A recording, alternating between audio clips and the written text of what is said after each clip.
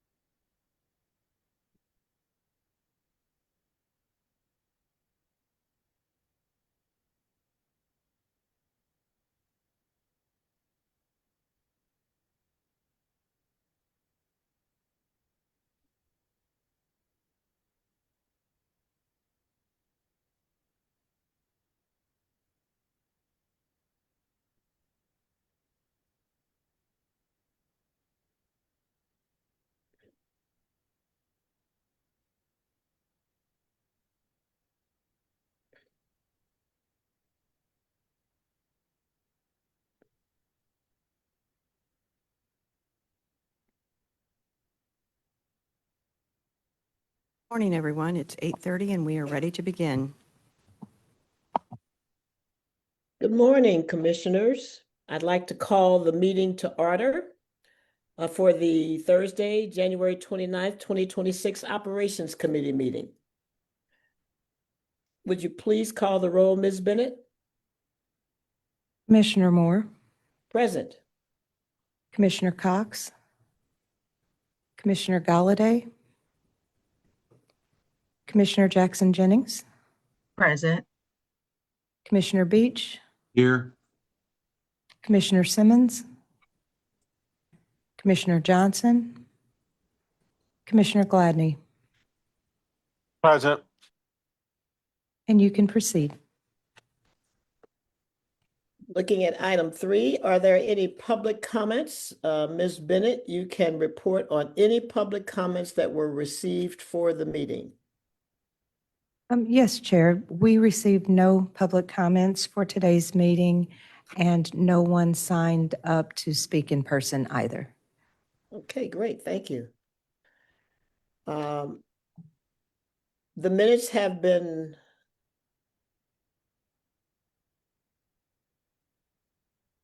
provided to you. Are there any corrections to the minutes that were provided?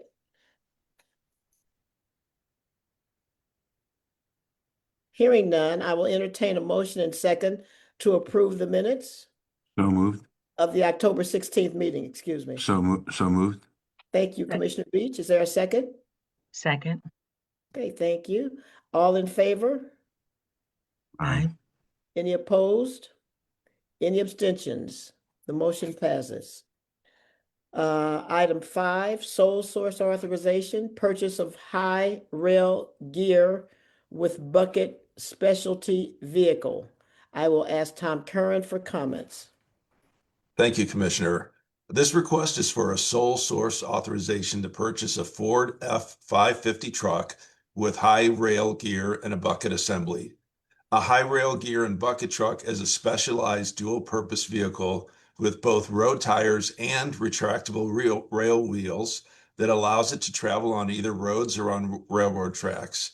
This type of truck is equipped with an aerial work platform or bucket for inspecting and maintaining railway infrastructure, including bridges, signals, and overhead power lines. In the past several years, Metro's non-revenue vehicle maintenance team has experienced an increase in vehicles with maintenance issues due to the fleet's age, especially for vehicles used by the track maintenance team. While the team has been working diligently to maintain their vehicles, there is increasing downtime due to the age of the equipment and limited parts availability. Severe weather in 2025 impacted our system, especially in the DeBolivar and Forest Park area, where the maintenance team had a difficult time keeping equipment functioning to ensure that Metrolink was repaired in a timely manner. Although the procurement process was already in progress to replace our high rail equipment, only one asset has been procured so far, and it has not been completely assembled.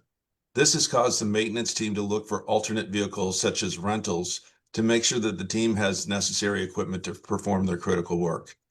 The maintenance department began researching already built trucks that are equipped with high rail equipment and buckets, but they have been unable to find available vehicles for sale. Going forward, a 5-year vehicle replacement plan prioritizing the critical replacement needs has been created in order to avoid future sole source purchases. But in the meantime, Bi-State was considering renting a high rail bucket truck from Custom Truck One Source, but this firm is willing to sell one of its trucks from their rental fleet that will meet Bi-State's needs. The cost of the specialty truck, which has very low mileage, has been reduced $30,000 below the normal sale price. So management is recommending that the Operations Committee accept and forward to the Board of Commissioners this request to authorize the President and CEO to enter into an agreement with Custom Truck One Source for the purchase of one Ford F-550 truck with high rail and bucket equipment and a not to exceed amount of $175,000. The purchase would be funded by federal grants with local match, and I'd be happy to answer any questions.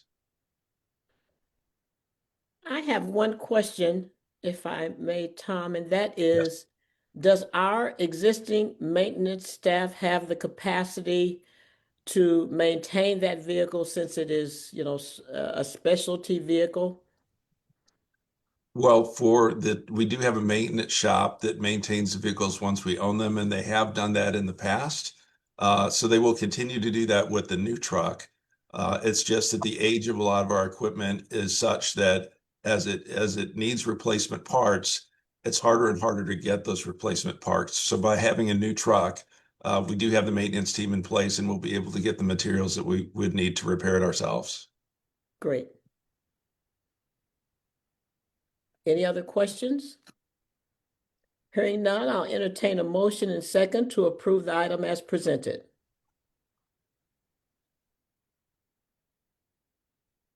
Is there a motion? So moved. Second. Thank you. All in favor? Aye. Aye. Any opposed? Any abstentions? The motion passes. Item 6, Arts and Transit, Inc. Dissolution. Mr. Greg Linares will comment.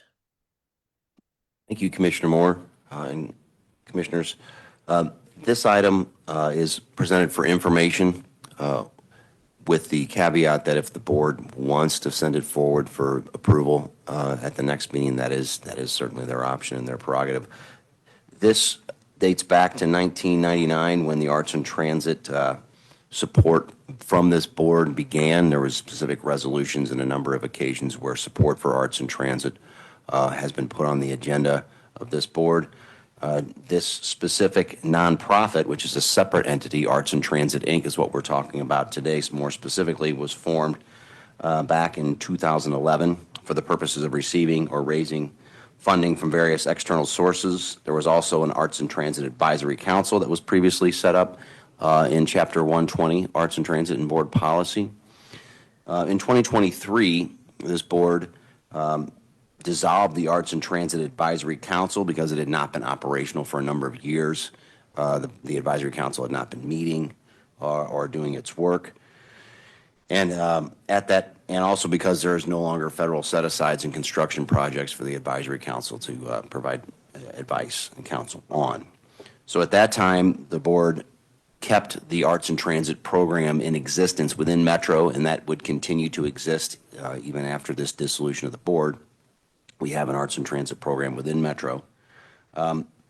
And what was being proposed is that the Arts and Transit, Inc. board would dissolve, and that was discussed, as my understanding, although it was before my time, that was discussed by this board in 2023 because the Advisory Council was being eliminated at that time and has been eliminated by board policy. But the Arts and Transit, Inc. is still there. They also have not met and haven't done anything for some time. And so it was asked of those board members, do they want to continue or do they want to dissolve? And they have signed off on dissolving. So that doesn't necessarily require approval by Metro or by BSD board, but given the involvement of this board in the creation of the Arts and Transit program, I wanted to make sure that this board was aware of this and on board with it. So In the dissolution proposal of Arts and Transit, Inc., there is some remaining funding. It's somewhere between $67,000 and $69,000 that would be transferred to Metro, but for the use only of the Arts and Transit program. So it's not going to general revenue of Metro. It would be going specifically to Arts and Transit program, which would be thereafter be managed directly by Metro. I did have a conversation with the chair this morning, and Chair Moore and I discussed this item a little bit more in depth, clarifying the existing uses for which this could be done. And she mentioned beatification projects related to the opening of the new station at the airport. Those are the type of funds, BSD has no specific plans of how this fund was being used, but that is definitely the sort of thing for which these funds could be used, and they would not be able to be used for general revenue purposes. So I'm happy to take any questions on this. If there's no objection to the board, I will inform Arts and Transit of that, and they would proceed with filing their dissolution paperwork with the state of Missouri. If the board would prefer to weigh in more formally and do a resolution, that can be an option, although I don't believe it's required. I've discussed with outside counsel who do these dissolutions all the time. They don't believe that's necessarily, but certainly in the interest of transparency, if the board wants to proceed that way, they can. Otherwise, it's just for information only. I'm happy to take questions. Are there any questions? I think the key to all of this is that those dollars will continue to be used for the purpose for which they were initially intended. And I'll stand, saying that a great transfer, once Metro has control of those dollars, is to the St. Clair County Transit District for purposes of enhancing the new station that's coming online there. But hearing the presentation, understanding no action is necessary, I'll just open it up for any other questions or comments that you commissioners who are present might have. Hearing none, we'll move forward to Ms. Paris for any unscheduled business. There is none that I'm aware of. No, Great. there's none. Okay. Well, now we're Mr. Forrest for the operations report. All right, good morning, Commissioners. Good morning. I do have a presentation here, so I could share that with you all.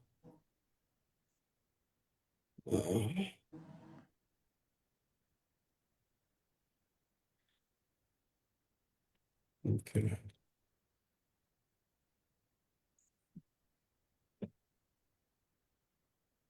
All right, can you all see that? Yep. Yes. Okay. All right, so first up, workforce updates. All right, so we'll talk about Metro Bus first. We're currently staffed at 630 of 650 budgeted operators. Though not reflected here, we are seeing recruitment and hiring progress towards a stable and sustainable workforce. We have shifted our hiring focus to part-time operators to increase flexibility and to expand our applicant pool. This strategy is generating strong interest and positive results. In fact, approximately 95 applicants have received conditional offers and are in various stages of the hiring process.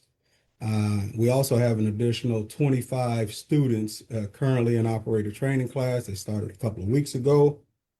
So that just further strengthens that near-term pipeline for us. Again, we are seeing a strong demand in part-time operator positions, and that kind of validates our strategic shift. We'll continue to focus recruitment efforts. Our goal is to maintain a permanent part-time workforce of approximately 73 operators. And that's a mix of part-time and full-time. This approach, we feel, supports operational reliability while providing that flexibility for both service needs and to offer a better employee work-life balance. Metrolink operations. Metrolink operations remain stable. Despite being 9 operators below budgeted staffing levels, through their very effective workforce management. They continue to meet all their scheduled trips. The team has maintained consistent service without reductions, and so that reflects strong scheduling discipline, flexibility, commitment by our frontline staff who did a wonderful job for us during the snow event this past week. We do have a new class that'll be starting February 12th, and we're targeting 12 operators. Those 12 operators will be taken from bus operations, and so that will the number of bus operators will further decline. But again, we have lots of applicants in the pool.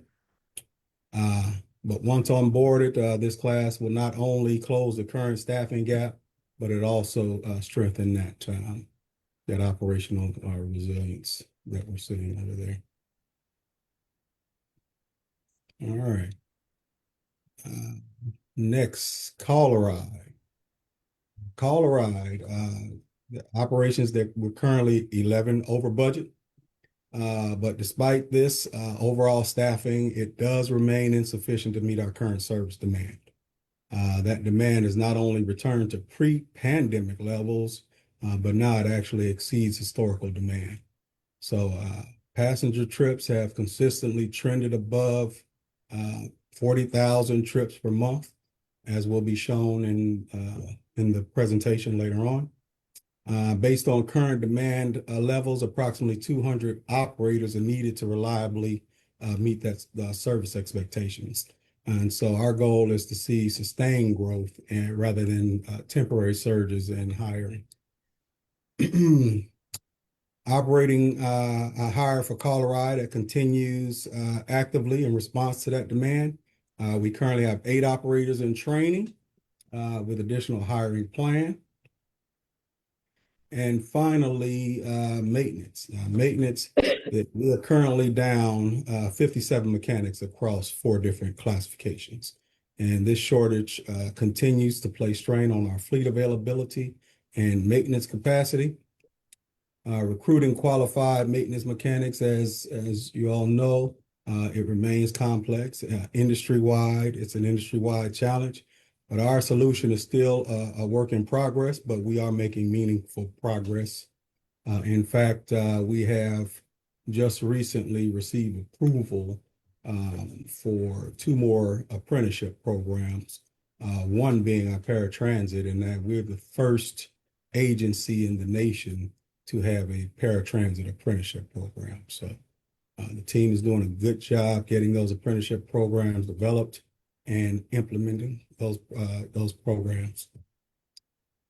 All right, we've moved beyond discussion with the union on a proposal that will allow us to recruit candidates as young as 18. I've mentioned this to you all on previous occasions. We want to go out and hire candidates as young as 18 directly from technical schools. This approach would expand that candidate pipeline for us without impacting current employees. Now, we requested a legal opinion from our outside counsel to determine whether implementation of this program can proceed or if it has to be the subject of bargaining. Now, our position is that it doesn't. It has no effect on wages, benefits, or working conditions, which are bargainable items. And therefore, we feel it's not subject to bargaining. However, the union has a different opinion. We plan to make a decision on that today, and as a matter of fact. We've received approval from the U.S. Department of Labor. Finally, it was being held up by the government shutdown, but we got approval from the U.S. Department of Labor to implement our bus mechanic apprenticeship program. And so that's finalized. All we're doing now is finalizing the curriculum between the training and the maintenance team. So they're working on that, and hopefully that'll be up within the next couple of months. And then we could go out and use that as a recruiting tool to get mechanics in. And that's in addition to going to these trade schools and hiring candidates with restricted commercial licenses. Next up, development of an LRV mechanic apprenticeship program. That's next.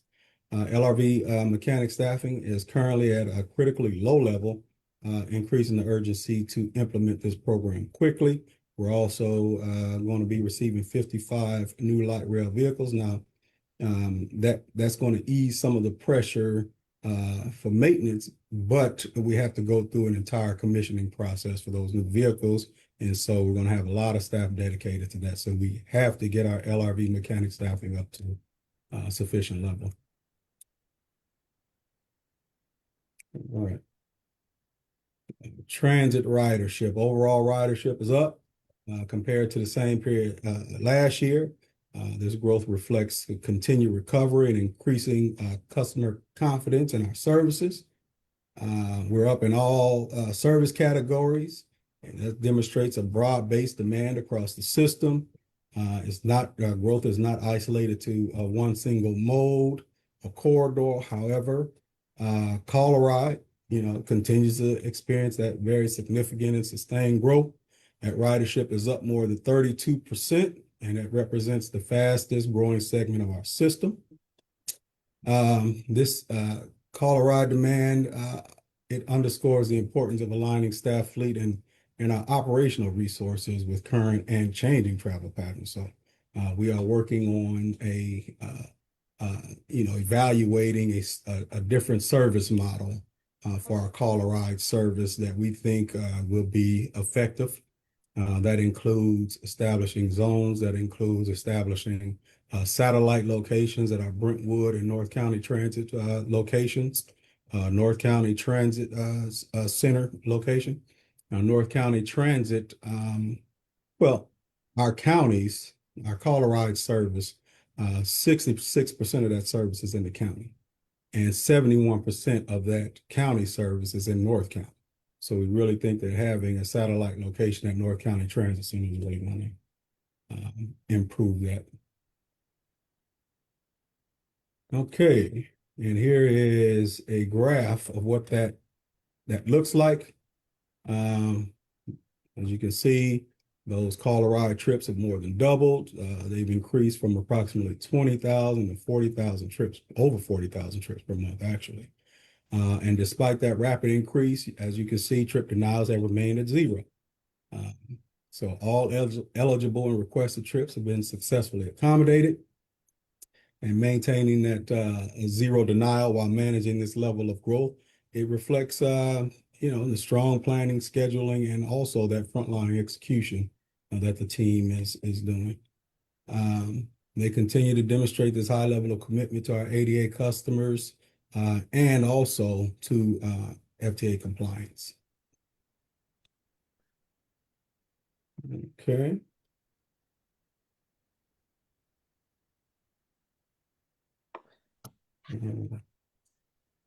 Ride Every Route. All right.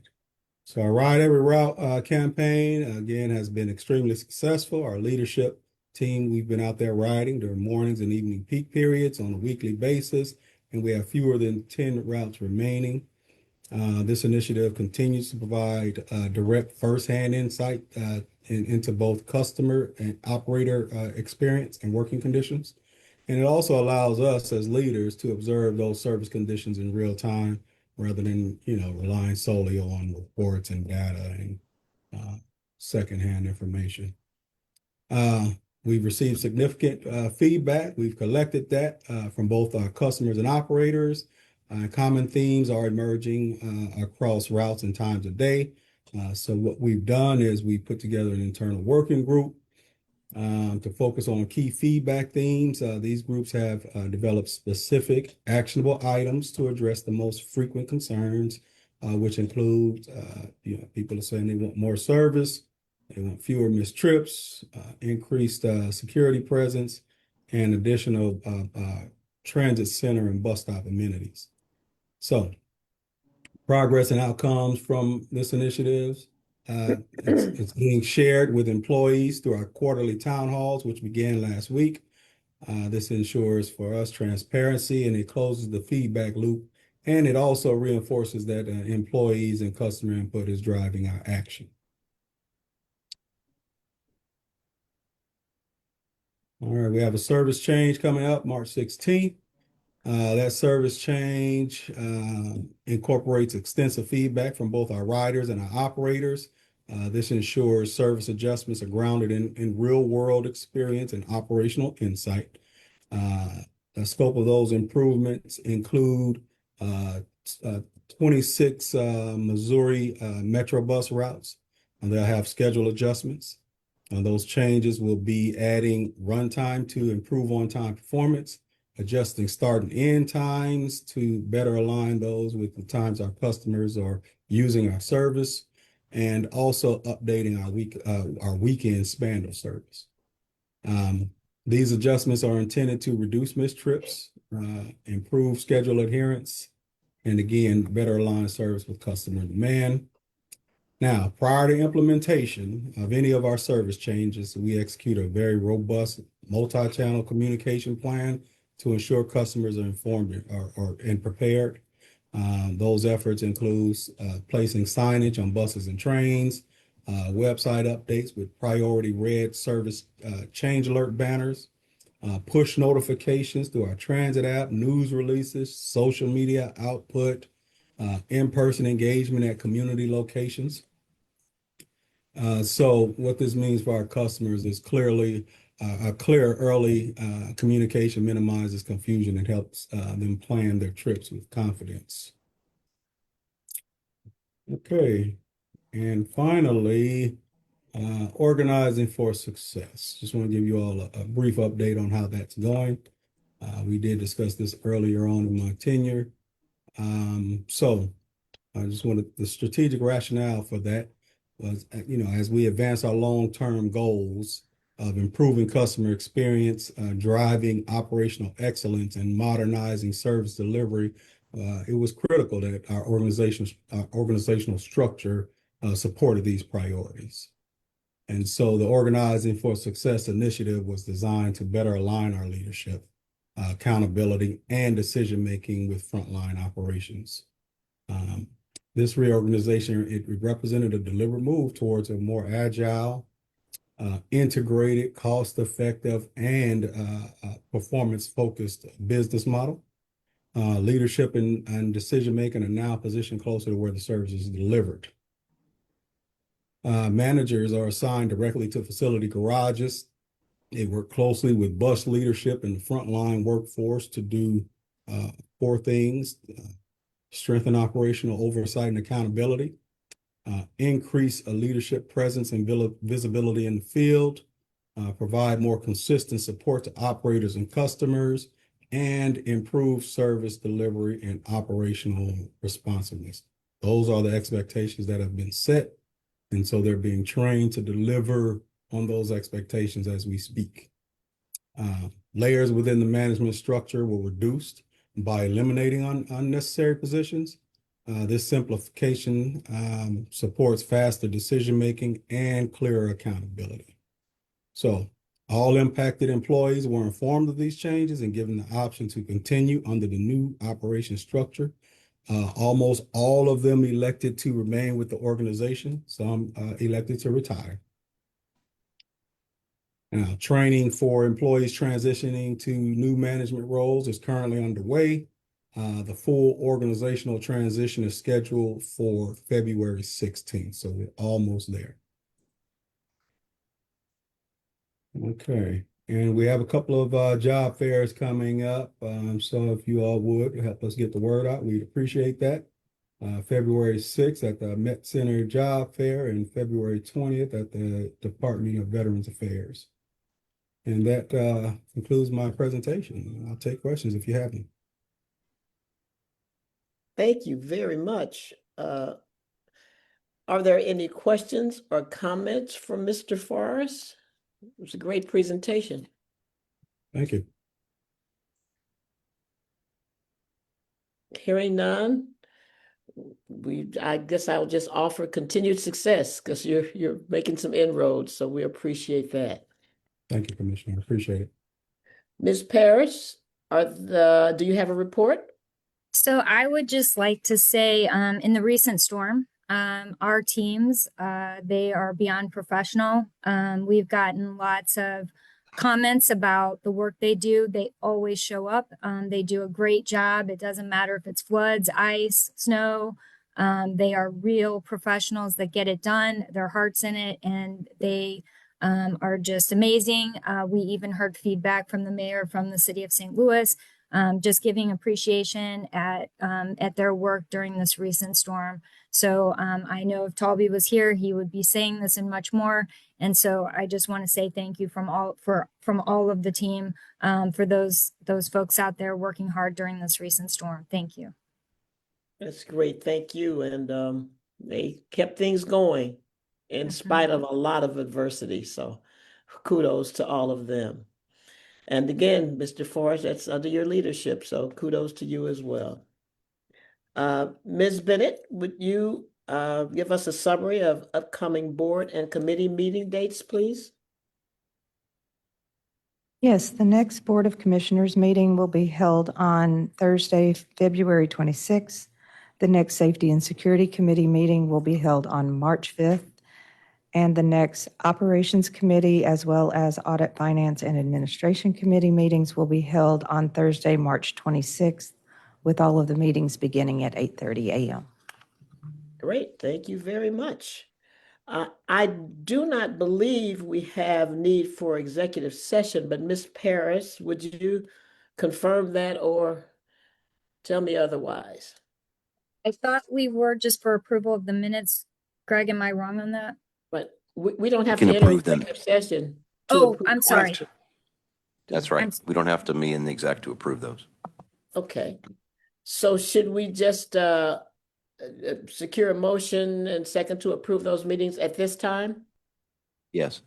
Okay, well, I've just said it, but I'll say it again. I'll entertain a motion to entertain a motion and a second to approve the minutes of the executive session from October 16th, 2025.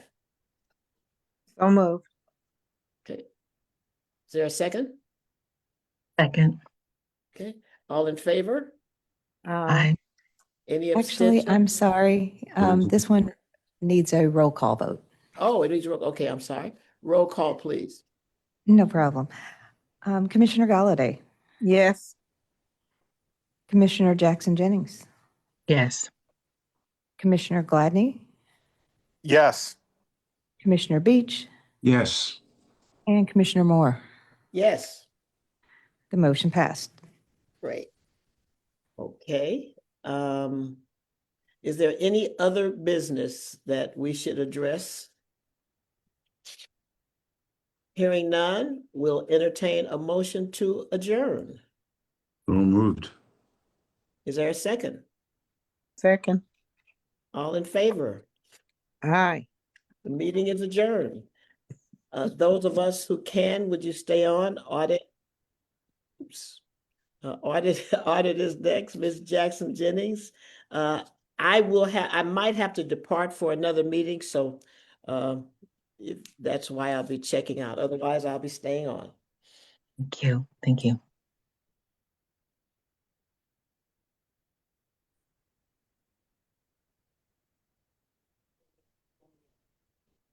Good morning, everyone. I'd like to call to order the AFA meeting for Thursday, January the 29th, 2026.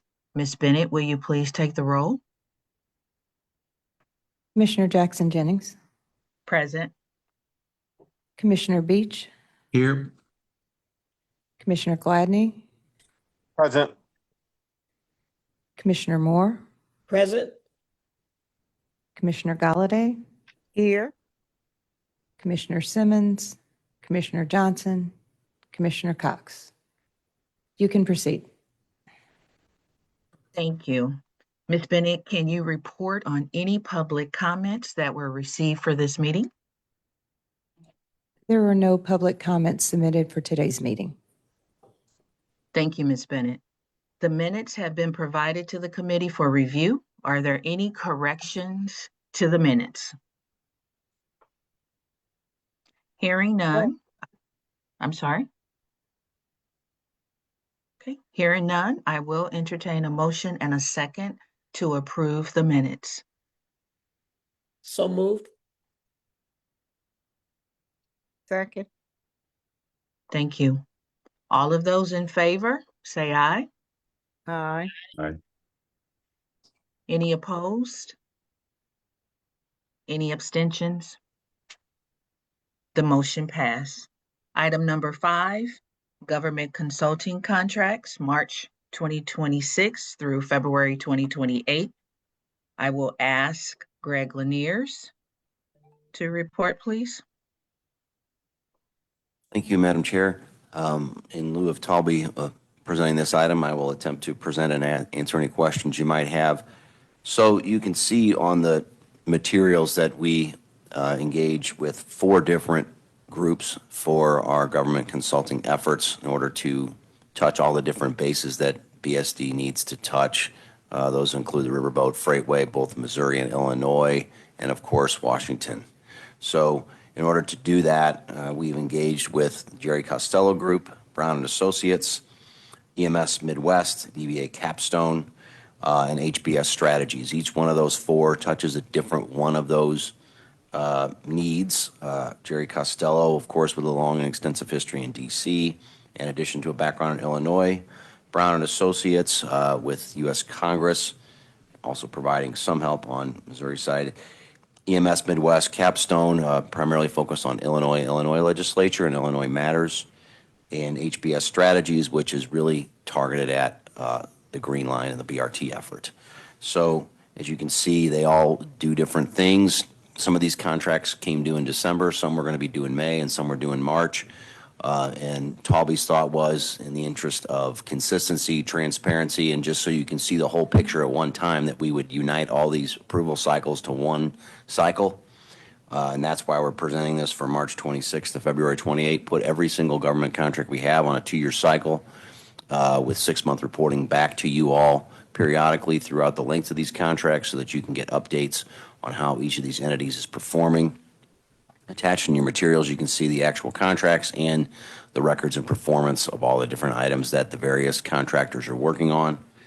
I'm sure Talby would have more artful things to say about all 4 of these, but I do have I'm the next most person with a background in lobbying and so forth. So I'm happy to take as many questions as you can that you want answered.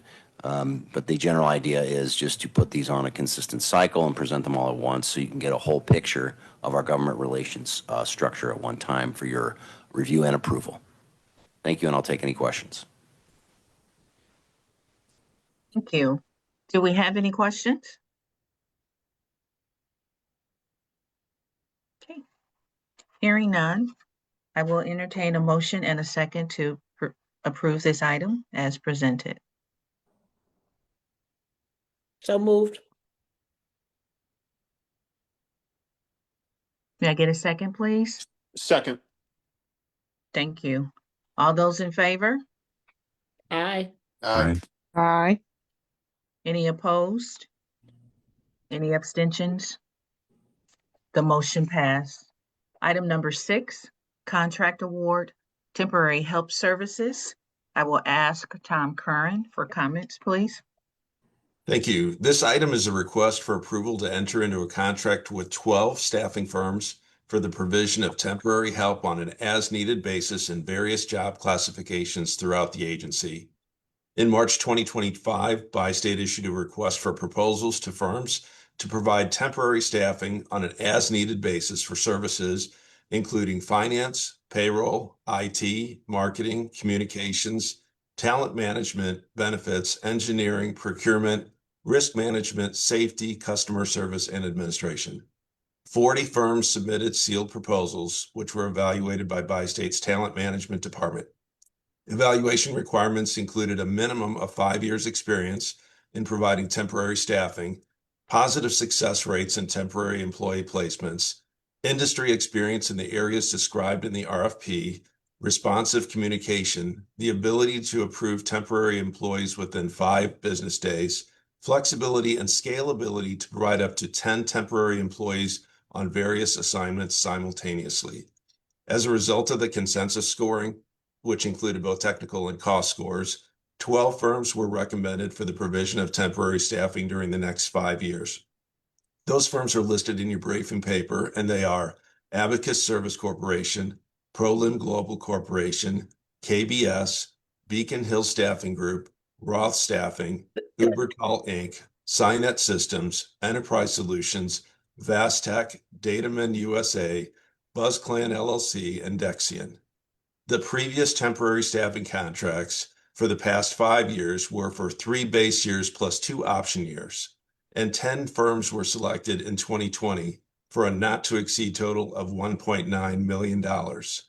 Management is recommending that the Audit, Finance, and Administration Committee accept and refer to the Board of Commissioners for approval this request to authorize the President and CEO to enter into a 5 base year contract with these 12 firms to provide temporary staffing services on an as-needed basis for the next 5 years in the not-to-exceed amount of $2,015,000. Funding will be provided by the operating budget as required, and I'd be happy to answer any questions you may have. Thanks, Mr. Kern. Are there any questions?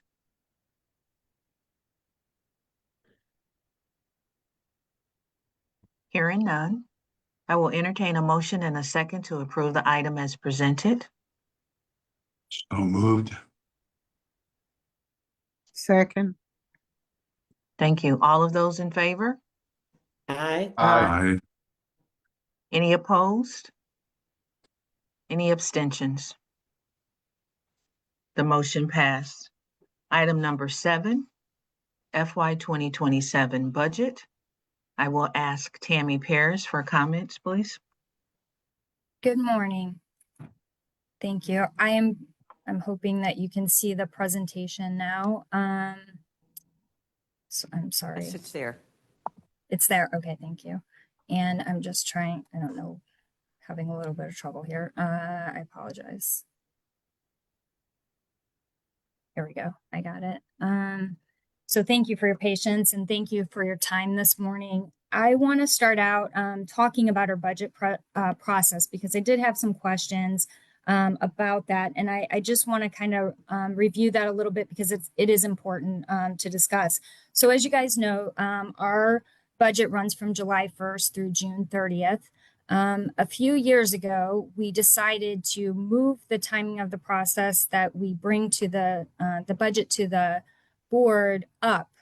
So we used to be in the March-April timeframe, and we moved that up to January-February. The purpose of that and the reason for that was really so it would give us more time to get with our funding partners and get on their schedules and their timing so that we could report to them. The downside of that is that then we are really in a crunch to get prepared and ready for budget prior to presenting to the board. And so that is the downside. So sometimes we are making changes up to the very last minute before we send that out. And Myra is very helpful in helping us do that because we push a little bit against her timing too. But that's really the reason. But in that, by no means do we not want you guys to totally understand what our budget is, or I want to answer all the questions you have. And so as we're going through this process this morning, this is the presentation. We did send out a book to you. We are going to send out a revised book that's bound.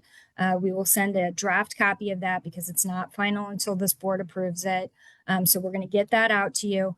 But I am happy to answer questions during this presentation that you have, meet one-on-one with you. I'm available at any time to talk this process and this budget through with you. So I just want to say that to start. So as we move through, this is the FY 27 operating budget and the 27 through 29 capital budget. So I'm going to start out with the first slide. And if Toby was here, he would say this is his favorite slide, and it is. It is my favorite slide too, as it represents a change in direction financially and really about fiscal responsibility for this organization. And as I talk this through again, you'll see that in the numbers that are represented here. So as you can see by the blue box in 2019, that's really when Toby came to Bi-State, and the direction for our financial plan and how we deal with our budgeting changed. And so that red line represents a 3% growth rate of our operating cost. And that is where we used to be. The The 2% is just the blue line, really just giving you an idea because sometimes you can see spikes. The green line is our actual budget. That is where we showed up every year for the last 8 years. And so sometimes we're a little bit above that 1.5%. But as you can see on the slide, for the last 8 years, our average growth rate has been at 1.62%. The reason for the spikes, where you see some of those spikes there, are generally related to our negotiations on our union contracts. And in the last one, we had to make, we did invest in our frontline. So we invested money there, and some of the decisions and some of the things that this board has supported and we've worked on together has been to help us become more efficient and be able to afford that movement. And that's what you've seen in the last budget year, which was a difficult budget year, and in this budget year, which we feel like we're getting in a more solid stand on what we want to do and how we move forward financially. So this, what you'll see, and as I mentioned, the 1.62 is really important because that is really hard to do in 1 year for private corporations, other municipalities. It is very hard to do. The current inflation rate is 2.7%, so we're always kind of fighting that. But the reason that this is so important is that sales tax is a primary funder for our budget. And in this region, our sales tax growth is not, it's generally within the 1% to 2% range. And so that makes us really have to focus and hone in on these numbers and make sure that we're doing what we need to do. So I will keep moving, but I feel like this is really, it is the most important slide of this budget presentation. Going to the next slide, this is the comparison between budget year 26 and 27. And so I'm going to walk through line by line, and I will try to move quickly through here, but I will have time for questions, or you can stop me along the way. I am happy to answer anything you guys want to discuss. So for passenger revenue, what you'll see from 27 or from 26 going into 27 is an increase of 3.6 million. So this is a result of what we're seeing in ridership and some of the response that we see from the secure platform project. So we feel comfortable making some change here at what we've seen in the current year, which we're up on passenger revenue around $1 million right now. The next line item, grant sales tax and contractual revenue, is the most important one as far as where the majority of our funding comes from. So this represents the sales tax both from the city and the county in St. Louis and from the St. Clair County Transit District contract. What we did here is we really increased revenues by 1.5%. The change that you're seeing at 1.2% is really due to a reduction in state funding. And so that's where that shows up here.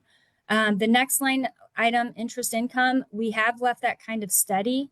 As you know, the Fed did not do anything with rates yesterday. They're calling for 2 more cuts this year. So we're trying to be conservative there because we could see more fluctuation there, but we're being positive. As far as the other line item, so that line item really consists of some of our advertising revenue, rental, that's where the ATS contract falls in, and then different pass-through grant revenue that we receive. So not much change there. So in total, you see approximately $351.5 million. Going into expenses, so that wages and benefits line, you'll see a reduction of about $2 million there. Now, there's a lot of offsets in that line item. So as you know, we've made some adjustment on positions, but we've also seen some increases in different areas such as medical and maybe even a little bit in the workers' comp area. For services, we have a slight increase of about $1 million, and that's really a lot of our contracts related to maintenance, cleaning, security. So there's just some adjustments there for the upcoming year. For fuel, you'll see an adjustment of about $741,000, and that's really primarily a result of gas for the call ride. We do have a fuel hedge program, and it has served us well at maintaining spikes as we see in fuel. The next line item, parts and supplies, you can see that we have an increase there of about $2.8 million. And that is primarily due to, the supply chain changing. And we had really been like trying to hold on that line item to help us with our budget. But we've opened that up some so that they can keep moving, and they do, they have more success getting those contracts and getting those parts in here. For casualty insurance, some increase there with 1.2 million. That's really related to claims, utilities, small increase there, and then other operating expenses.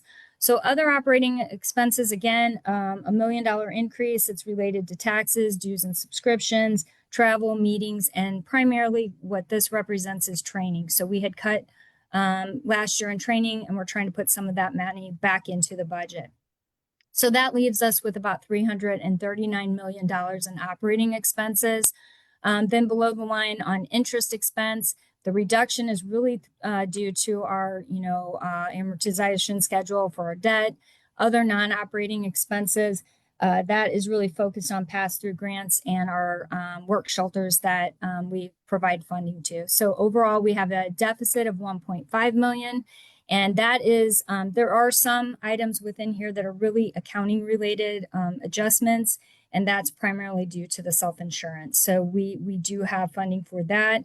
The depreciation, that's standard. And then finally, the net transfers, that's where you're seeing money come back in from our self-insurance funds with a total deficit of 95.5 million. But the depreciation number is really focused on funding from the FTA. So we generally don't worry about that line item too much because we get 80% of the funding, and I'll talk about that here shortly. Going to the next slide. So this is a slide of operating revenues only. So when I say that on the Missouri side, there's also funding for the debt that we have and capital funding on that side. And so looking at this, what you'll see, as you can see here, that St. Louis City is providing 42.7 million or approximately 12.1%. St. Louis County is at 184.4 million or 52.5%. And St. Clair County at 65.2 million or 18.6%. So the majority of our funding, as you can see, comes from our funding partners. Passenger revenue, that increase does help us with 23.2 million. Investment income, pretty much the same as last year at 5.2. The federal revenue, 21 million. That's really a lot of federal vehicle maintenance money, and then some other funding that we get in for non-capital projects.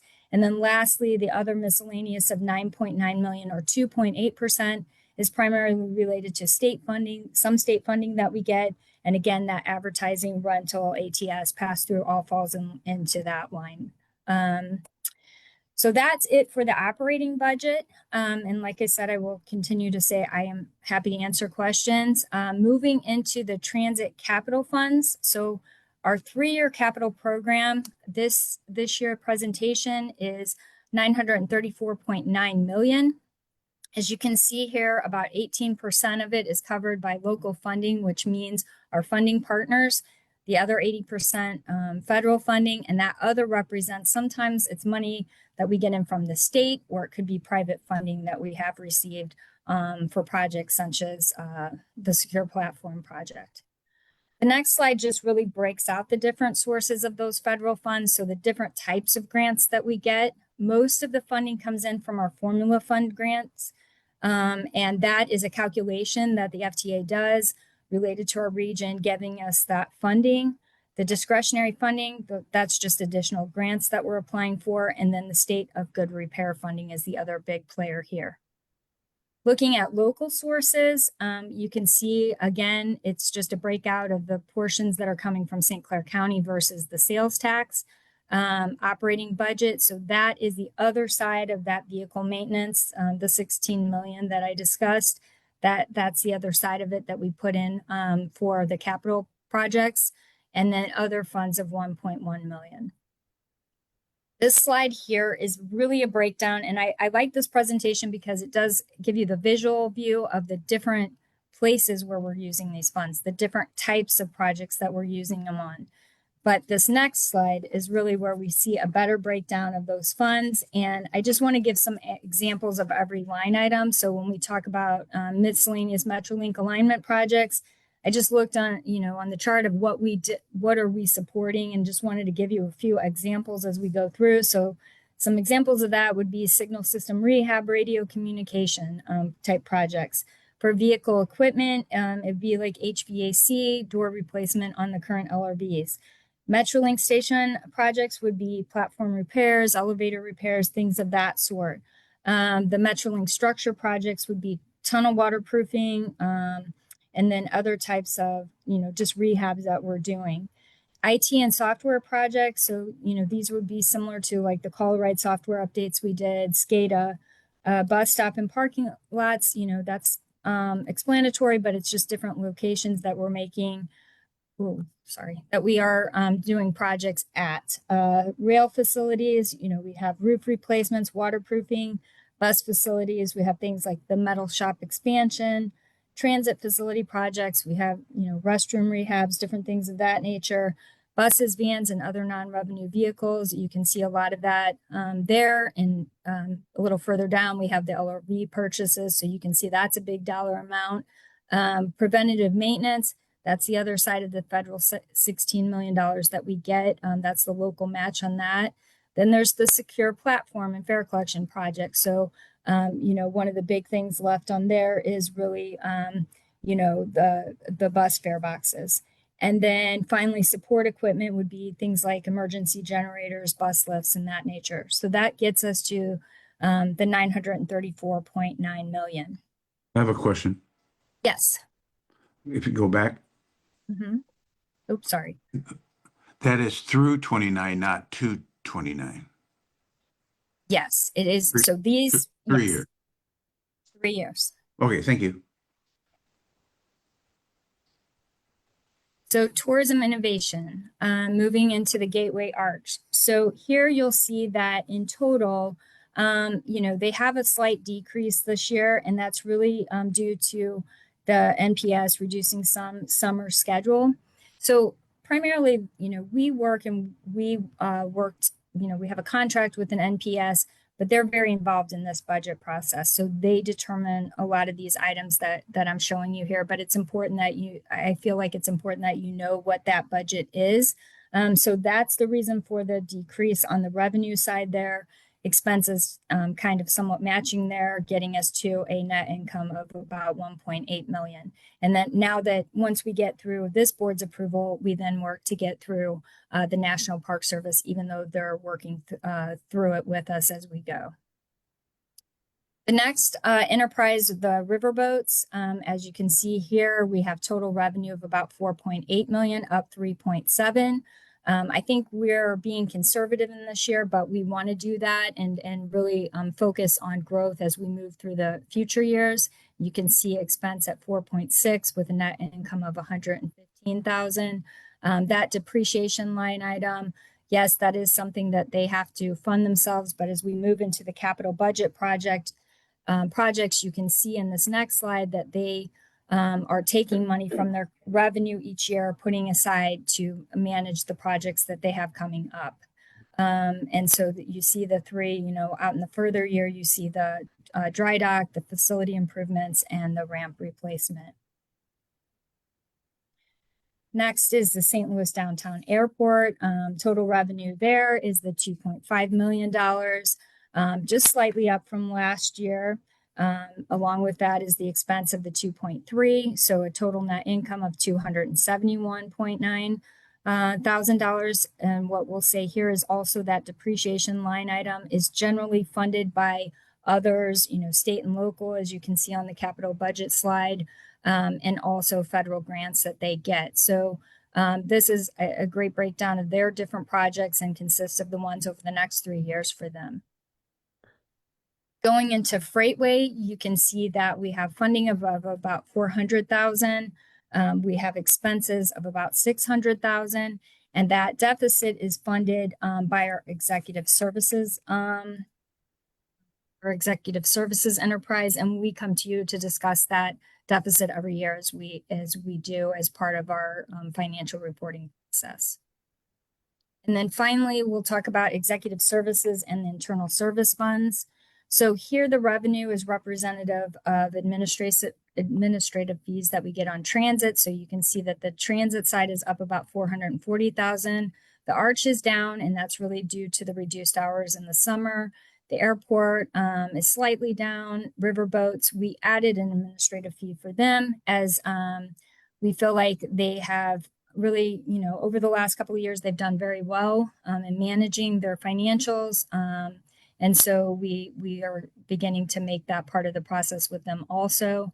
Interest income is down, and that's really related to the Fed where we've been and the money that we have in the enterprise here. So overall, expenses are 4.9 million. You see that we are really controlling those expenses in different areas. Probably most what you see is related to services. So we have a net income of almost 1.3 million. Moving into the health insurance fund. This one has been an area where we've really been challenged in the last couple of years. And what I would draw your attention to is because revenue really offsets expenses, the line item that's important here is the claims paid. So you can see that we're up about $5 million. That is primarily due to our pharmacy benefits and different things that we're doing there. So we are working on this currently, and we continue and want to keep moving on that. But that's where we are today. We see or are projecting a budget increase of about $5 million. Going into casualty, you can see again, same type of thing. The real focus lines are where that last line in expense, where it shows casualty self-insurance. So you can see that it's increased. Those are the claims increasing of about $882,000. We're pretty constant. So we do have an excess liability policy that we pay. And it's stayed flat this year. So that's very helpful to us. So here I just focused on what our net transfers are. The net transfers, that 607,000 really represents the administrative cost for wages and services related to this self-insurance fund going back over to transit to be paid and as part of that budget. And then finally is workers' compensation. So again, I would draw your attention to the claims paid. So it's actually going down. So that is good. That means, we've been trying to work in this area, so we are seeing some results there. So almost down $1 million. And the administrative cost for this self-insurance fund is that net transfers line at about 467,000. So that is representative of the 27 budget and all its enterprises. And I know that I go through this information very quickly and there's a lot there, but I am happy to answer questions. Any questions for Ms. Paris? Very thorough. Yes. Thank you for the presentation. If any questions come up thereafter, please feel free to reach out to Ms. Paris. She will make herself available. I have one additional one. Sure. Okay. Today or yesterday's announcement or pronouncement from Governor Kehoe of Missouri of further reduction in transit funding, does that affect us that much? I know the state of Missouri doesn't do diddly squat for the transit providers in the state that much. But how will that affect us, if at all? So we're so if you look, there's a chart out there that you can see over time, what the state has provided to us. For a long time, they only gave us about $1.7 million. Under the last governor for 2 years, that we got up to $11.7 million. Now that 11.7 doesn't all come to us. I believe we get about 40% of it. So some of it goes to us, some of it goes to Kansas City, and the rest goes to the rural areas that are really supported by that. Okay. So what we've seen in time with the Governor Kehoe is that he has reduced it once by 5 million, and he's just now reduced it by another 5 million. So what he's in essence done is got us back to the 1.7 that we were at previously. And so, we've gotten, to be honest, we've gotten used to not having funding from the state. It was nice to get that funding, and we did use it for different things to help with the budget. I'm in support of funding, but obviously we've figured it out without it in the past. Understand. If he would give us 2 more commissioners, we'd be happy. Thank you. Yes. Any other questions for Ms. Paris? Amen to the 2 more commissioners, Terry. Thanks Thank for bringing you. that up. Thank you. We need help here. Very, very much so. If there aren't any more questions for Ms. Paris, I will entertain a motion and a second to approve the item as presented. So moved. Second? All of those in favor? Aye. Aye. Any opposed? Any abstentions? The motion passed. Thanks again, Ms. Paris. Thank you. Item number 8, 2025 pension valuations update. I will ask Dave Tobin for comments. Good morning, Commissioners. As mentioned, I'm here to present on agenda item number 8, which is an informational update on the annual valuations of our pension plans. Each year, we engage our pension plan actuary, Milliman, to perform actuarial valuations of our 3 defined benefit pension plans.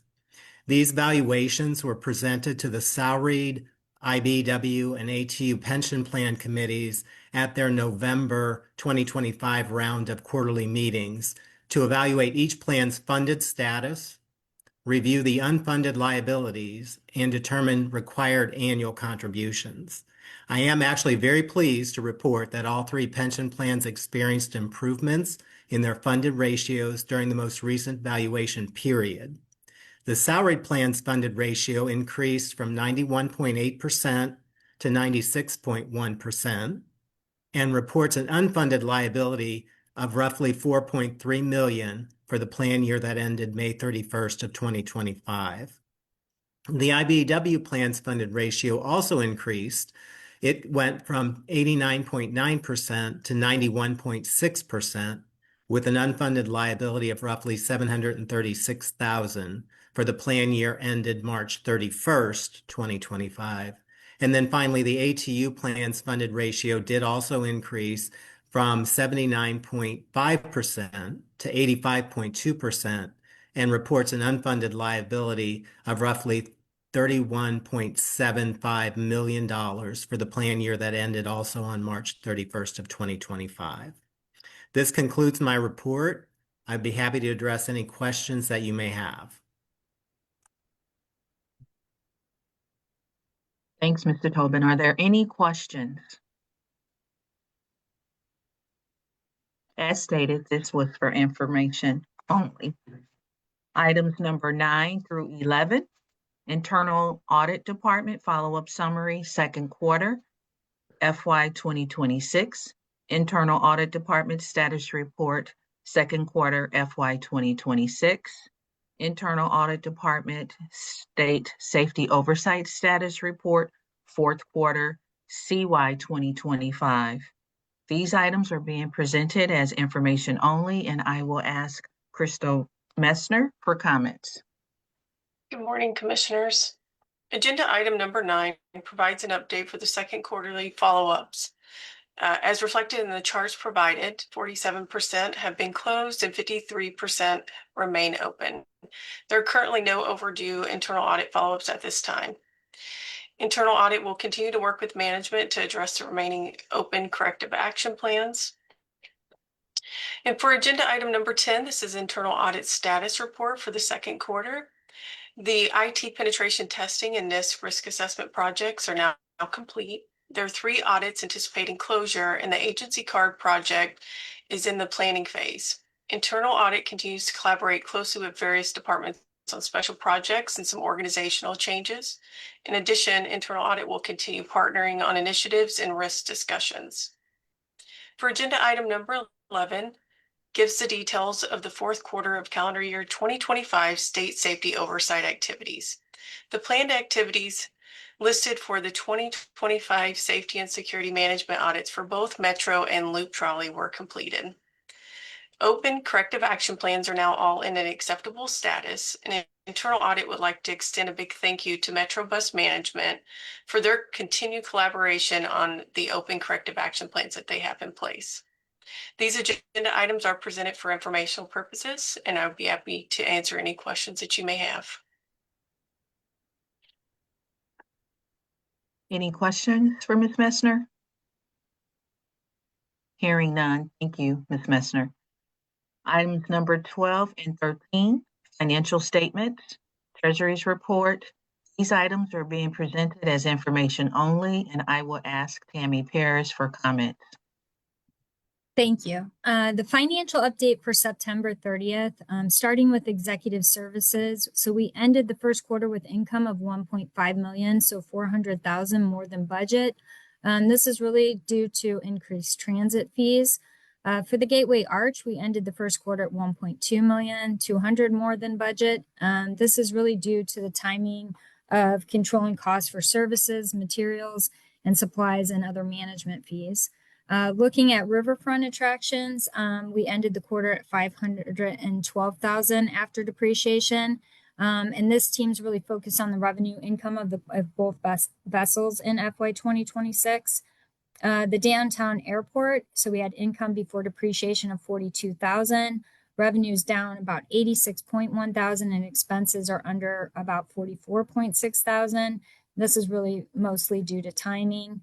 Freightway had a loss of about 55,000 to date, and then transit had income before depreciation of 459,000 at September 30th. So revenues were down 18.8 million, and this is primarily due to the sales tax collections at this point in time, and it really related to how we budgeted and made those projections. But if you look at sales tax today, we are in a much better position, even as of December. We were still down, but only by about 5 million. But total collections for St. Louis City and County are up over last year by about 2%. So that's a good sign. I think we're going to be in a good position. We just got to keep watching that. Passenger revenue was up about 875,000, and overall expenses were down about 5.9 million. But for the most part, this was due to services and due to timing. And then looking at the self-insurance funds again, so we're down about 600,000, or we have a loss, but this is again primarily due to the insurance funds, and we are working on that, as I mentioned. For cash and investments, so by state directed funds, we're at 369.2 million. Trustee directed funds were at 46 million.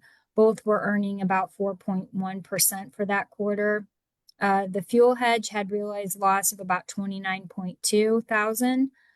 We budgeted $2.42 per gallon. The cost at the pump is $2.46, and with the hedge, we're at $2.49. So in this case, the hedge is costing us a little bit of money, but it does help us manage our budget. So it's still a good thing. And, you know, we could see changes in this as we move throughout the year. So I'll keep you updated on that. And I'm happy to answer any questions that you might have. Any questions for Ms. Paris? Hearing none, thank you.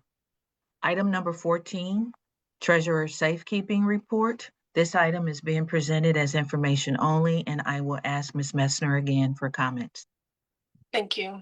Good morning again. So this agenda item number 14 is our determination that the Treasury safekeeping accounts exist. The respective balances, credit ratings, and fuel hedging are stated fairly for the Treasurer report ending September 30th, 2025.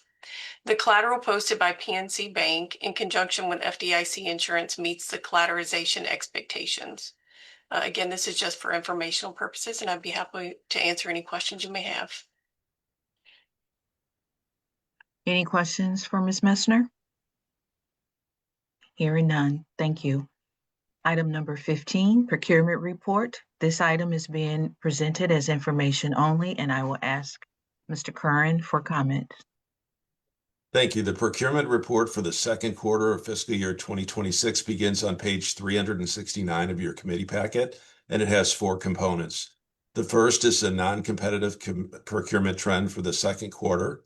Non-competitive procurements for the quarter totaled $1.2 million, just 2.7% of the total purchase order volume of $43.7 million. During the past 12 months, non-competitive procurements constituted 9% of all procurement spending. The second component is the procurement card transaction reports. There were no confirmed credit card violations during the second quarter. During this quarter, there were 1,605 transactions made with procurement cards for a total cost of $671,562, or an average of $418 per purchase. The third report is a list of all contracts over $100,000 for the second quarter of fiscal year 2026. The largest of these was our modification to our contract with Allied Universal Security Services for provision of security on our transit system at a cost of $12.5 million, which the Board of Commissioners approved in December. The second largest expenditure was a contract modification for program management and preliminary engineering for the Green Line Bus Rapid Transit Project at $10.5 million. The final component of the procurement report is the contract modifications report for the second quarter. The modifications involved exercising option years on existing contracts, service additions to current projects, and some no-cost time extensions. Our largest contract modifications were for Allied Universal Security Service and the Green Line Bus Rapid Transit Project, which were also the largest contracts for the quarter, as I previously described. And I'd be happy to answer any questions you may have regarding the procurement report. Any questions for Mr. Kern? Hearing none, thank you. Item number 16, unfinished business, and Mr. Roach's absence. Ms. Parrish, do you have any unfinished business? No. Thank you. Item number 17, President CEO report. In Mr. Roach's absence, do you have any reports for us, Ms. Parrish? I just forgot one important thing that in the budget presentation to just say thank you to the entire team. We can't do what we do with these numbers, and we haven't been successful. We would not be successful with the help of the entire team and their engagement in the budget process and what they do. So thank you very much for the whole team and your time this morning. We appreciate all of you. Thank you for the comments, Ms. Parrish. Item number 18, Ms. Bennett, will you give a summary of the upcoming board and committee meeting dates? Yes, the next Board of Commissioners meeting will be held on February 26th. The next Safety and Security Committee meeting will be held on March 5th, and the next Operations Committee, as well as Audit, Finance, and Administration Committee meetings will be held on March 26th, with all meetings beginning at 8:30 a.m. Thank you. Item number 19, adjournment to executive session.